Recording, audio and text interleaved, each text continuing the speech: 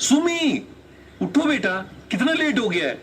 फिर school there से पहुंचोगे, principal diary में लिख देगा और पापा की जगह मुझसे साइन करवाओगे। हद है इस लड़के की यार। ये सिविल लाइंस के इस घर से इस टाइम पर आने वाली रोज की आवाजें हैं। सुमित 12th क्लास का स्टूडेंट है, पढ़ाई में एवरेज, बास्केटबॉल टीम का कैप्टन और बाकी को करिकुलर एक्टिविटीज में भी पार्टिसिपेट तो करता ही रहता है। हाँ, थोड़ा इनडिसिप्लिन्ड है, जैसे कि टाइम पर ना उठ पाना, क्योंकि टाइम पर सोए नहीं थे ना साहब। सुमित के पापा इस वर्ड को काफी इस्तेमाल करते थे उसे एड्रेस करने के लिए। सो मैंने कर दिया तो क्या गलत किया। स्कूल में हमेशा कॉलर का बटन खुला रहना, टाई ढीली करके थोड़ी नीचे, मैथ्स केमिस्ट्री से 36 का आंकड़ा, बट पापा ने साइंस ही लेना है कहकर जिंदगी और चैलेंजिंग कर दी। खैर, आज भी स्कूल के 8 पीरियड से 2-2 हाथ करने का टाइम था। जब तक सुमित तैयार हुआ, अक्षत ने भी हॉर्न बजा दिया। मामा ओके बाहर निकल रहा हूं। टिफिन रख लिया? हाँ रख लिया। क्या आप भी टिफिन के पीछे पड़ी रहती हो? मैं बड़ा हो गया हूं यार। अरे बाहर का कुछ नहीं खाना ना, वरना। हाँ हाँ हाँ, अच्छा अच्छा, ओके बाय। और सुमित ने बाहर से गेट बंद करते हुए जवाब दिया और फट से बाइक के पीछे। और अब एक नॉर्मल बाइक बन गई मोटो जीपी में चलने वाली कोई सुपर बाइक। वैसे ये सब इतना अनयूजुअल भी नहीं है भाई, इस उम्र के ज्यादातर लड़के ऐसे ही तो होते हैं।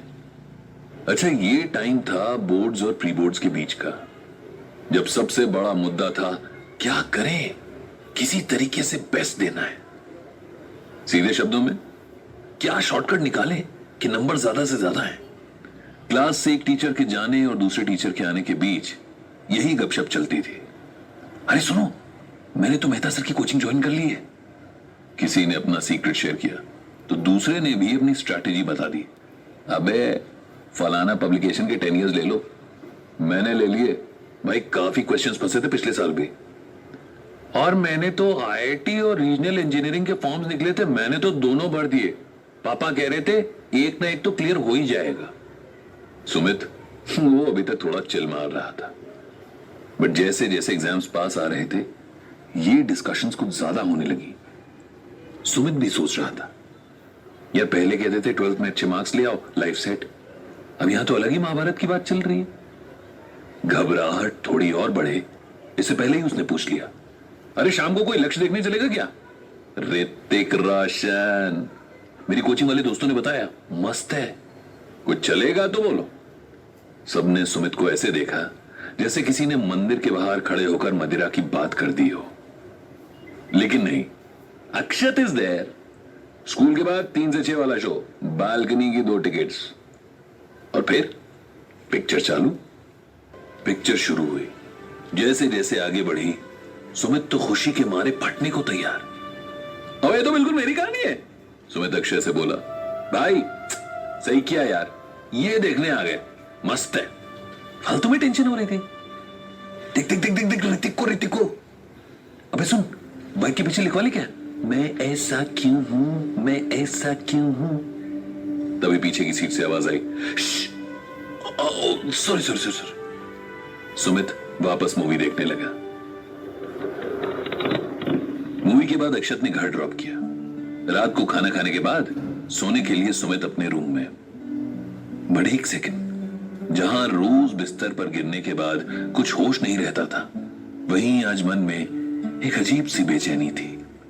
अच्छी पिक्चर देखी, पर जिस टेंशन से बचकर भागा था वो तो मतलब और रंगीले तरीके से सामने आ गई। और उसका तो यार फिर भी आर्मी में हो गया था, अपना क्या। सोचते सोचते आंख बंद हुई और सुमित नींद के आगोश में। सुबह सुबह मॉम गर्म पानी लेकर और रोज की तरह ही उठाने के लिए 7वें सुर में आवाज लिए दरवाजा खोलती हैं और मुंह खुला का खुला। सुमित सुमित जागा हुआ है, पढ़ाई कर रहा है।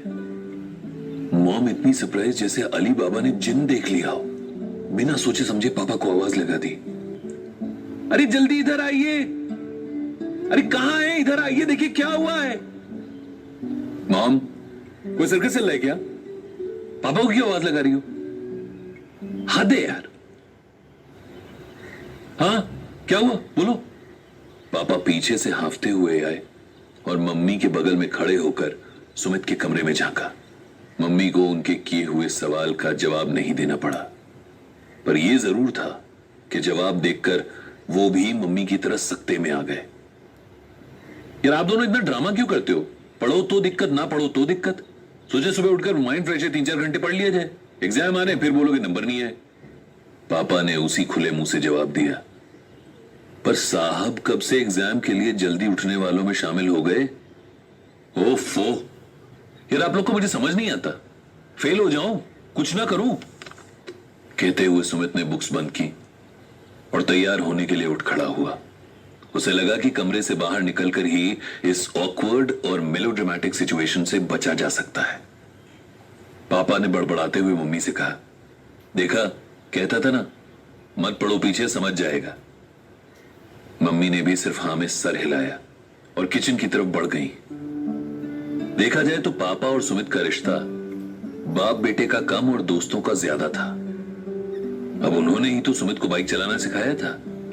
और तो और 10th के बाद मम्मी से छुपकर ग्लास में बियर सुमित के साथ ही तो पी थी। आज फिर सुमित अक्षत की बाइक पर पीछे बैठा था, पर मम्मी ने पीछे से टिफिन के लिए आवाज नहीं लगाई।